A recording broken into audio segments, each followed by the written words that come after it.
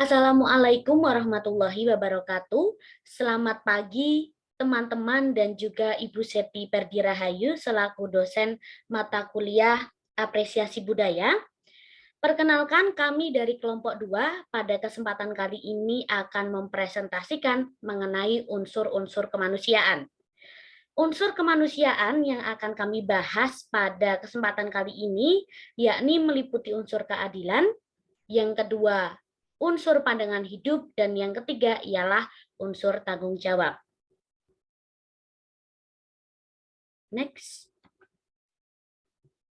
Berikut akan saya perkenalkan anggota-anggota kelompok kami. Yang pertama ada Adi Prabowo, kemudian saya sendiri Miftahul Rizky Insani, lalu ada Gayu Sasmita Utami, dan juga Rizka Nurada. Langsung saja kita masuk ke unsur kemanusiaan yang pertama, yakni adalah keadilan.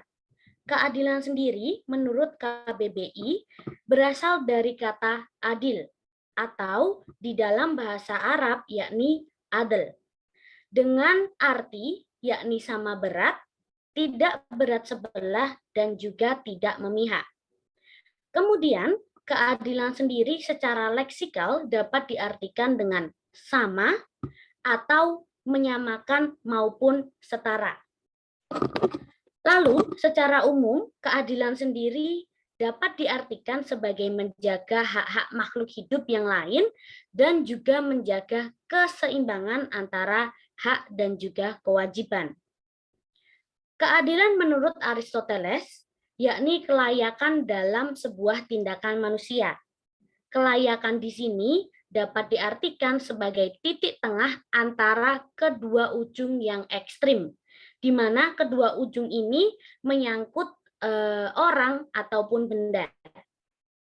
Nah, di mana di setiap ujung ini harus memiliki berat yang sama atau tanggungan yang sama, sehingga tidak akan melanggar titik tengah atau tidak berat sebelah. Kemudian ada pula yang terakhir yakni teori keadilan dari Hans Kelsen, yakni suatu tertib sosial tertentu yang di bawah lindungannya usaha untuk mencari kebenaran bisa berkembang dan juga subur. Next.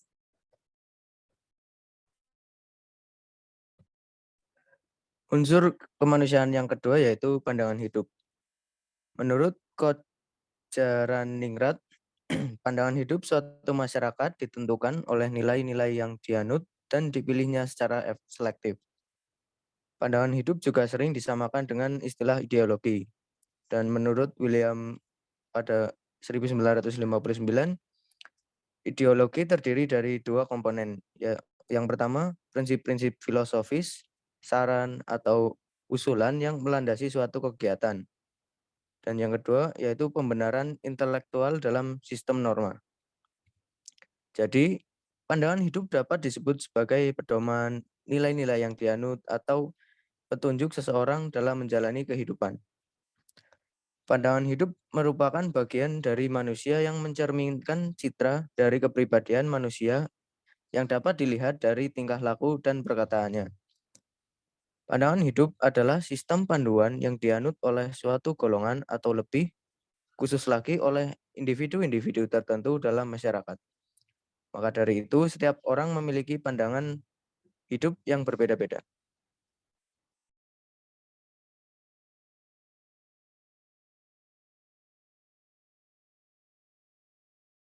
Yang ketiga adalah tanggung jawab. Bahrudin menjelaskan bahwa tanggung jawab merupakan kesanggupan untuk menetapkan sikap terhadap suatu perbuatan yang diemban dan kesanggupan untuk memikul resiko dari suatu perbuatan yang dilakukan. Berdasarkan kutipan ini, dapat disimpulkan bahwa tanggung jawab itu merupakan tindakan dan kesadaran yang akan dilakukan oleh seorang atas perbuatan yang telah mereka lakukan. Bentuk-bentuk tanggung jawab. Yang pertama, tanggung jawab kepada Tuhan. Yang kedua, tanggung jawab kepada diri sendiri. Yang ketiga, tanggung jawab kepada keluarga. Yang keempat, tanggung jawab kepada lingkungan dan masyarakat. Dan yang terakhir, tanggung jawab kepada bangsa dan negara.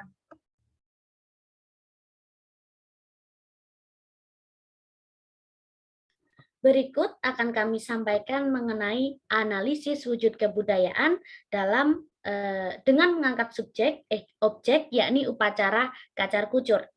Nah, di sini sudah kami lampirkan yakni ilustrasi mengenai upacara kacar kucur, di mana pengantin pria membawa kantong kain yang berisi biji-bijian yang dicampur dengan koin, kemudian dikucurkan atau dituangkan ke dalam tangan wanita. Seperti itu. Next. Analisis wujud kebudayaan upacara kacar kucur. Yang pertama, wujud gagasan. Pengantin pria akan memberi nafkah, guna kaya, dan jernih payahnya kepada pengantin wanita.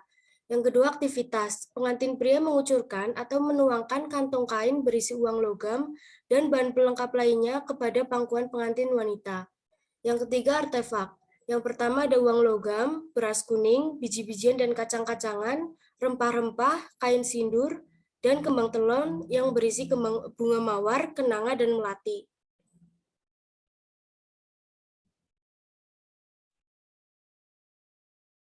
Analisis unsur keadilan dalam upacara kacar kucur.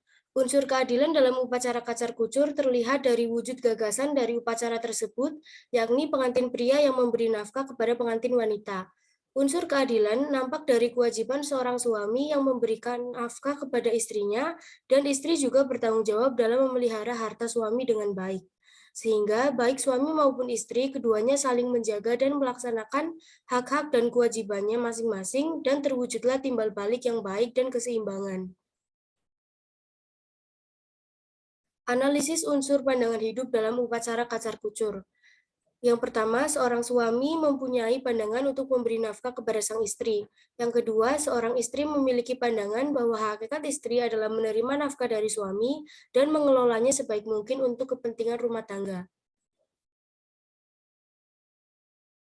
Dan yang terakhir, analisis unsur tanggung jawab dalam upacara kacar kucur. Unsur tanggung jawab dalam upacara kacar kucur adalah suami yang harus bertanggung jawab terhadap istri dan keluarganya. Selain bertanggung jawab untuk memberikan nafkah kepada keluarganya untuk memenuhi segala kebutuhan, suami juga harus mampu menjadi kepala keluarga yang bertanggung jawab. Mempelai wanita atau pengantin wanita harus menjalankan tanggung jawabnya sebagai seorang istri untuk berbakti dan patuh kepada suami. Tanggung jawab besar dan penting bagi kedua mempelai adalah dalam menjaga keharmonisan dan tali silaturahmi keluarga.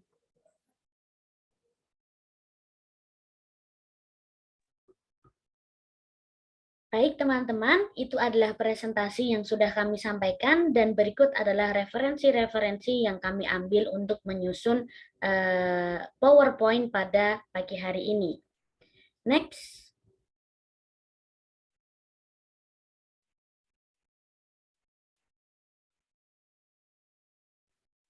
Baik, saya ucapkan terima kasih untuk teman-teman semuanya dan juga untuk Bu Siti Perdi Rahayu yang telah menyaksikan presentasi kami sampai dengan akhir.